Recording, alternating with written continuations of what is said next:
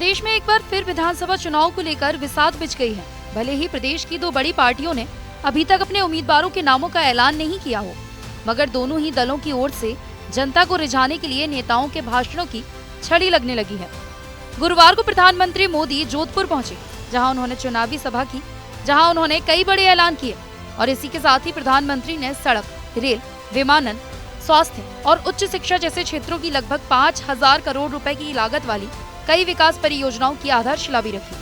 अब प्रधानमंत्री मोदी के इस दौरे के साथ ही एक बार फिर जोधपुर में गहलोत वर्सेस गजेंद्र सिंह शेखावत वाली सियासी लड़ाई को हवा मिल रही है। राजस्थान के विधानसभा चुनाव में जहां कांग्रेस अपनी योजनाओं के बूते सरकार रिपीट होने का दावा कर रही है, तो वहीं दूसरी तरफ बीजेपी परिवर्तन यात्रा और परिवर्तन की परिपाटी के सहारे सत्ता में वापसी के लिए पुरजोर कोशिश कर रही है। बीजेपी के मध्य प्रदेश में केंद्रीय मंत्रियों और सांसदों के उम्मीदवार बनाए जाने के बाद से राजस्थान को लेकर भी कहा जा रहा है कि बीजेपी यहाँ भी केंद्रीय मंत्री और सांसदों को चुनावी मैदान में उतार सकती है।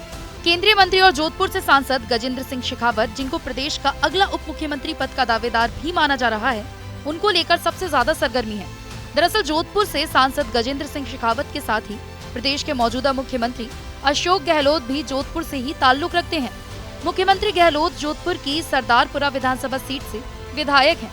अब राजस्थान के रण को जीतने के लिए बीजेपी की ओर से उतारे जा रहे संभावित मंत्री और सांसदों को लेकर कहा जा रहा है कि मंत्री गजेंद्र सिंह को मुख्यमंत्री अशोक गहलोत के खिलाफ दावेदारी के लिए उतारा जा सकता है।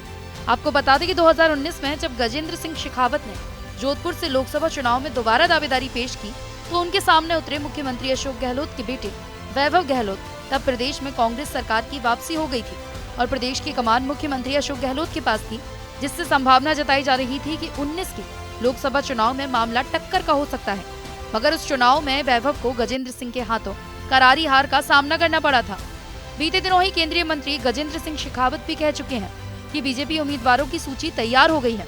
जल्द ही सभी के लिए उम्मीदवारों के नामों का ऐलान किया जाएगा। हालांकि सीएम अशोक गहलोत के खिलाफ कौन मुकाबला करेगा, ये अभी स्पष्ट नहीं है। मध्य प्रदेश की तरह राजस्थान में भी बीजेपी कई सांसदों को विधानसभा चुनाव में मैदान में उतार सकती है। ऐसा माना जा रहा है कि राजस्थान में भी बीजेपी ऐसा ही प्रयोग कर सकती है।